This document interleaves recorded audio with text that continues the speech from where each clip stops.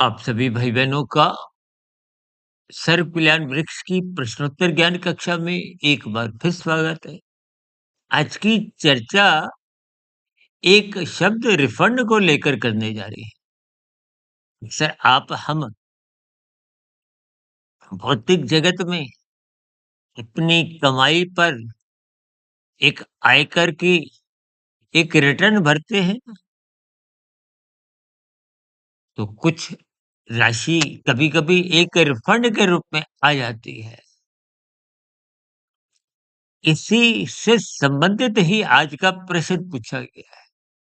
हमारी कोई वीडियो में कोई हमने रिफंड शब्द, चालान शब्द बोला होगा।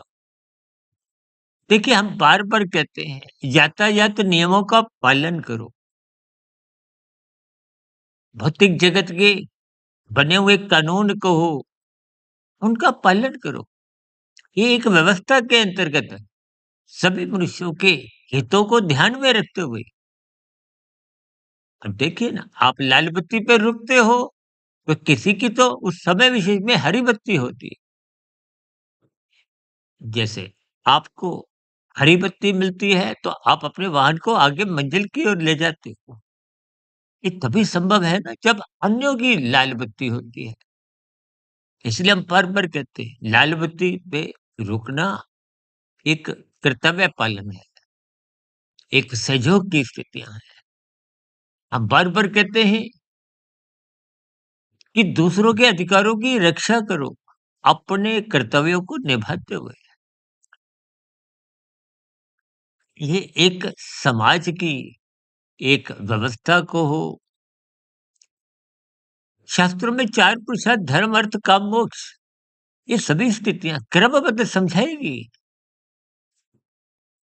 जैसे लाल बत्ती का उल्लंघन करने वालों के चालान कटते हैं। और भी देखिए, जो भी सरकारी आदेश हैं, नियम हैं, कायदे हैं, कानून हैं, उनका जब पालन नहीं होता, तो उनके चालान कटते हैं। इसी चालान से ही एक स्थिति रिफंड की हमने बोली थी। रिफंड का अभिप्राय क्या है कि कभी-कभी आपको बिना किसी अपराध के भी कभी-कभी कोई ऐसी सजा मिल जाती है।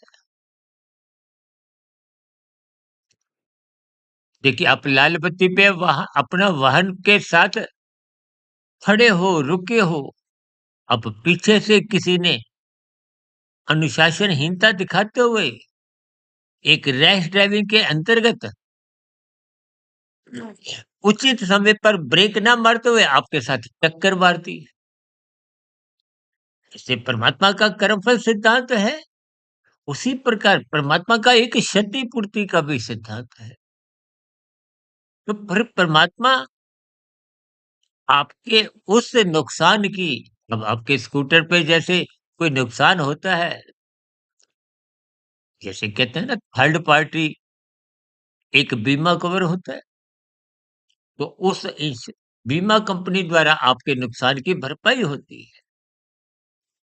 देखिए, परमात्मा की व्यवस्था बहुत ही सूक्ष्म स्तर पर क्रमबद्ध, शत प्रतिशत।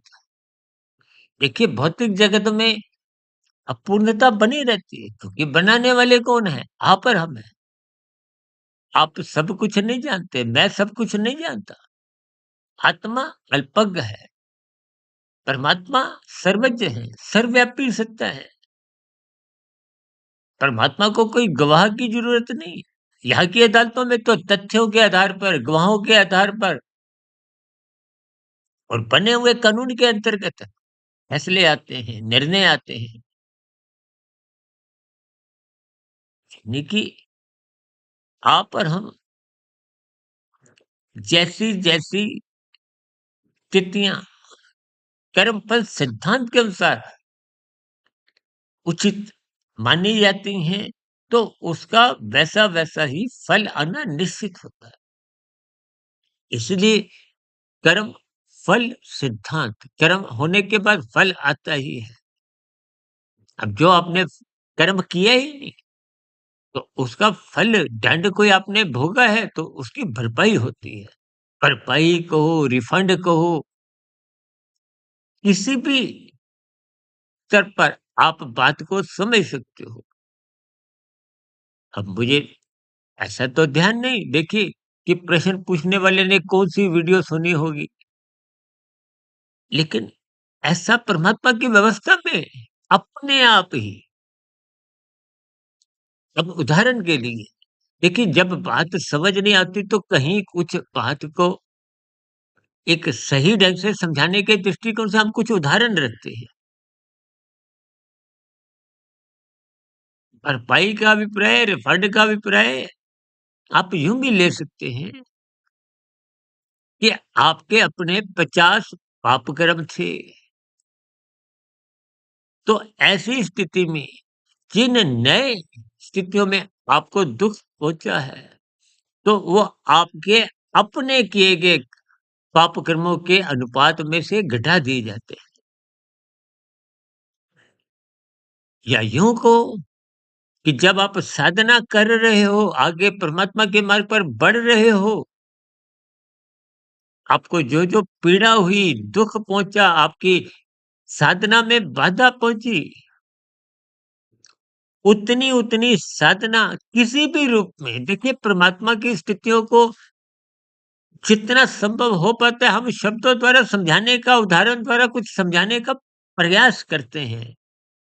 लेकिन कभी-कभी देखिए स्थितियाँ शाब्दिक स्तर पर समझाने में हम भी अपूर्ण होते हैं। तो ऐसी स्थितियों में उस पर आपको चिंतन करना होता है। उस दृष्टांत से, उस उदाहरण से शेष स्थितियों पर चिंतन मनन करते हुए उनके भावार्थ समझने होते हैं। एक बार हमारा वीडियो आया था ना कि शास्त्रों की बातें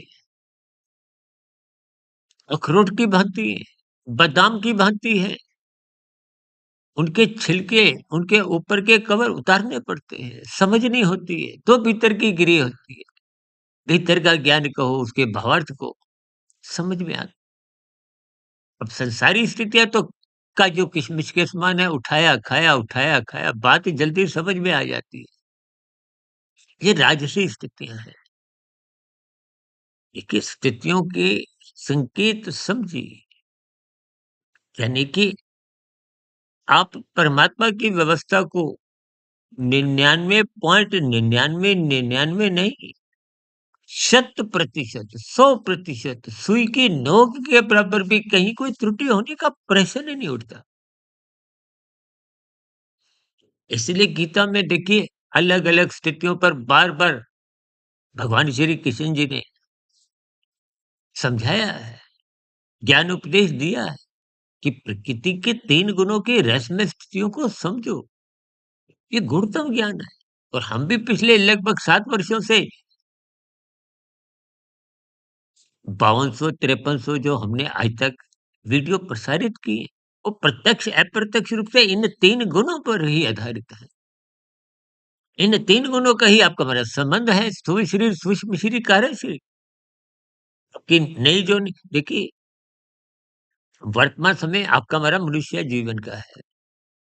मरने के बाद अगली जोनी ये तो कार्य शरीर पे निर्भर करती है। इसी से संबंधित हमारा एक वीडियो प्रसारित हुआ था 6 वर्ष पहले, बहुत बड़ा।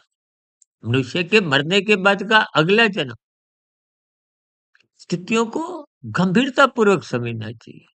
मनुष्य जोनी जानने के लिए, समझने के लिए विशेष रूप से मिली है, ताकि आप और हम परमात्मा से जुड़ें। आप और हम जो संसार के सुखों को पकड़ने की नीतिगत अनीतिगत प्रयास करते हैं। देखिए नीतिगत प्रयास तो एक फिर भी बात समझ में आती है। आपका हमारा कोई कर्माशय नहीं बिगड़ता। लेकिन नीतिगत कार्य करते हुए संसार को भोगने की जो इच्छाएँ हैं, वो निश्चित रूप से आपका हमारा कर्माशय संस्कार बिगाड़ती है। अगला मनुष्य जोनी मिल नहीं पाता। इसलिए सत्संग करें, ब्रह्म मुहूर्त में उठें, शास्त्रीय बातों को समझें, फिर भी कोई बात नहीं समझ में आए तो आप अपना प्रश्न रखें, फिर भी बात नहीं समझ आए तो परमात्मा की व्यवस्था में एक श्रद्धा रखें, आस्था रखें कि आप और हम जो कुछ भी करते हैं, उसके अनुसार ही चालान कहो, रिफंड कहो, क्षतिपूर्ति, ये सब स्थितियाँ बनती हैं। इन्हीं स्थितियों पर कोई बात आपको इतनी अधूरी लगती हो, तो आपसे विनती है कि इन सभी स्थितियों पर आप भी चिंतन करें।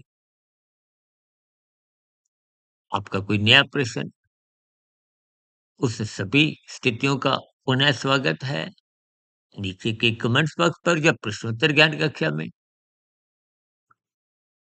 इन सभी स्थितियों को आप जितना जितना गहरे तल पर समझोगे, उतना उतना आपका संसार से, संसारी विषयों से, भोगों से ज्ञान पूर्वक वैराग्य होगा और परमात्मा से एक प्रीति, एक विशेष लगाव, परमात्मा की शरणागति बनने लगती है।